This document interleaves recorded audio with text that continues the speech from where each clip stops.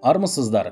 Бұл шығарылымда кез келген адамды қайран қалдыратын әлемдегі шағын шаһарлар туралы қысқаша әрі қызықты мәліметтер айтпақпын. Алдымен лайк, пікір қалдырып, арнаға тіркеліп, кезекті шығарылымдардан хабардар болу үшін қоңыраушаны да белгілей кетіңіз.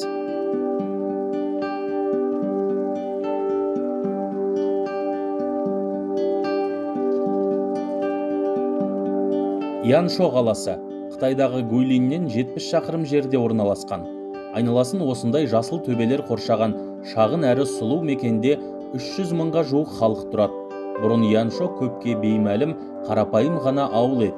80-ші жылдары оның таңғажайып табиғаты туралы ақпарат әлемге тарап, батыс елдерінен көптеген турист ағыла бастаған.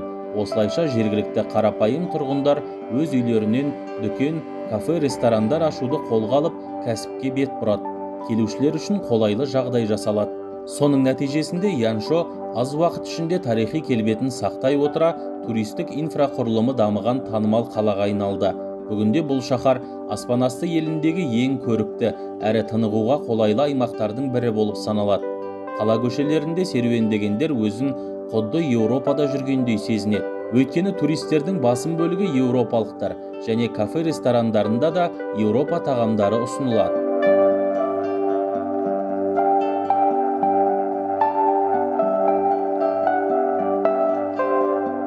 Бурано Италияның солтүстік шығысында орналасқан мың бояулы қала. Шырайлы шаһар әлемге белгілі Венециядан 10 шақырым жерде аралда орналасқан.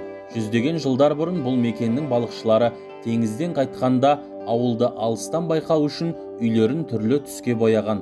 Бүгінде сол ескі қалпы сақталған және сонысымен де өзгелерден ерекшеленеді. Тіпті ғимараттарын жылына 2 рет түрлендіріп, жаңалап отыруды әдетке айналдырған. Соның нәтижесінде қала әрдайым жарқырап тұрады.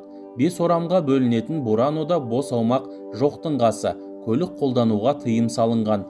Жергілікті тұрғындар қайықпен, велосипедпен қатынайды, немесе жаяу серуендейді.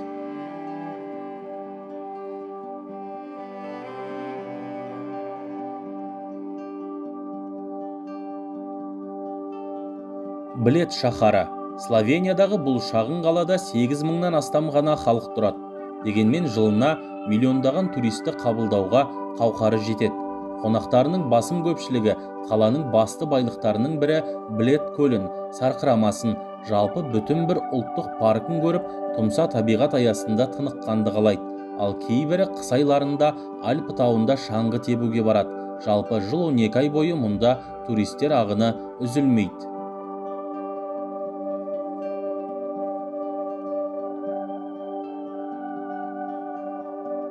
Келесі шағын шаһардың атауы Кокортек, Гренландияның ғажайыбы. Заманауи қала 1775 жылы құрылған. 3000-нан астам ғана тұрғын мекендейді. Өзінің мектептері мен колледждері, әкімшілік нысандары бар.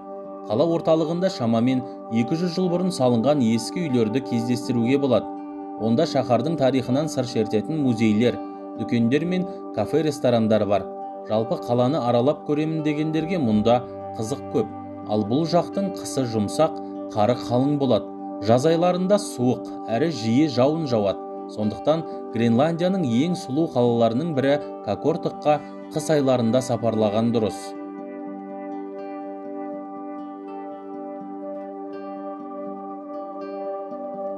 Гальштадт. Австрияда Альп тауының етегінде, Гальштадт өзенінің бойында орналасқан. Небәрі 1000-ға жуық халқы бар. Австрияда туристер көп баратын топ 5 жердің қатарына енеді. 19 ғасырға дейін Гальштадт ауылына тек қайықпен баруға болатын. Кейін Австрия билігі тауды тесіп, туннель жасап, жол салып берген. Дегенмен кез келген адам ауылға көлікпен кіре алмайды. Тек жергілікті тұрғындарға ғана рұқсат берілген. Ал туристер көлігін қала кіреберісіндегі тұраққа қойып, әрі қарай жаяу серуендейді. Тұмса табиғатымен тамсандыратын таңғажайып ауылдың бар проблемасы тек жерінің тарлығында. Тіпті адам жерлейтін орын жоқ. Сондықтан олар қайтыс болғандардың сүйегін 10 жылдан кейін қайта қазып алып, арнайы орынға апарып қоятын болған. Қазір мұнда 1200-ге жуық гальштадттықтың бас сүйегі тұр.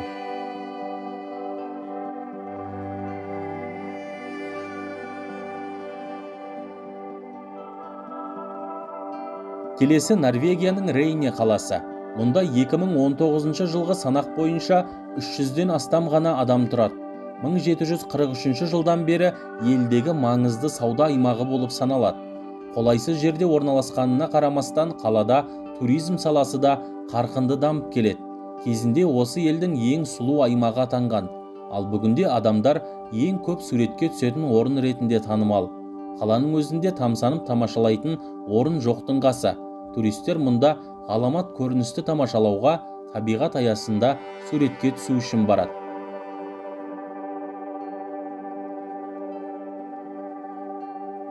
Рио-Маджоре. Италиядағы бұл әсем шаһарда 1000 жарымдай ғана халық бар. 8 ғасырда негізі қаланған. 3 және 5 қабатты түрлі түске боялған үйлермен ерекше. Қала туристердің ыңғайына орай жасақталған. Тек көлік қозғалысына шектеу бар. Көшелерінің тарлығына қарамастан мұнда туристік инфрақұрылым дамыған. Туризмнен бөлек жергілікті шарабымен де танымал. Алайда оның неден жасалатынын тек жергілікті өндірушілер біледі. Құрамын құпия түрде сақтайды. Бір анығы, шарап жасау үшін қала аумағында өсетін жүзімнің түр-түрі қолданылады.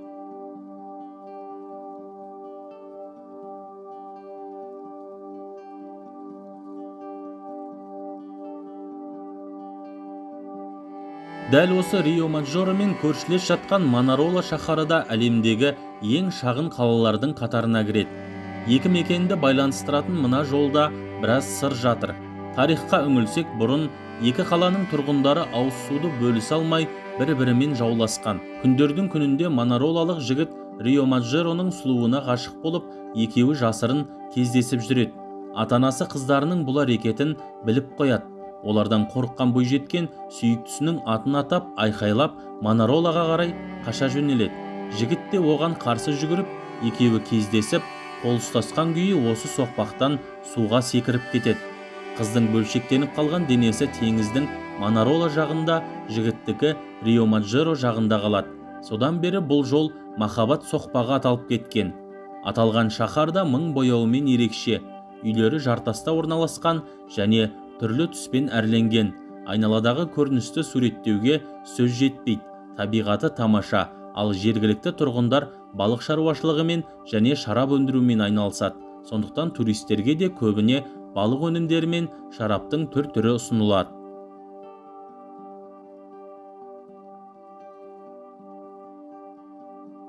Келесі қала Сиракава. Жапониядағы тарихи келбетін сақтаған ең көрікті әрі танымал мекендердің бірі. Биік таулардың ортасында орналасқан шаһарда 1600-дей тұрғын бар. Олар салт дәстүрді қатаң ұстанады. Сонымен қатар, Сиракава Жапониядағы ең қарлы аймақ болып саналады.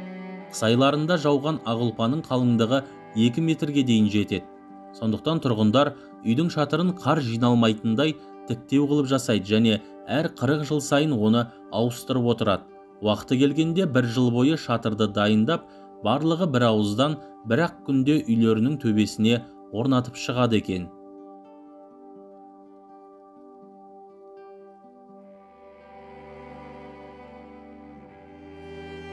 Сан-Марино республикасының астанасы, тарихи әрі туристік орталығы Сан-Марино қаласы. 300-ші жылдары құрылған шаһарда 4,5 мыңдай ғана тұрғын мекендейді. Ал жалпы мемлекеттегі адам саны 35 мыңға да жетпейді. Халқы аз болғанымен туристік әлеуеті жоғары. Шағын қала Титано тауында орналасқан. Мұнда туристер шаһардың әр қырынан байқауға болатын панорамалық көріністерді, тарихи ғимараттарды, ескі қоршау мен өзгеде туристік нысандарды тамашалау үшін барады.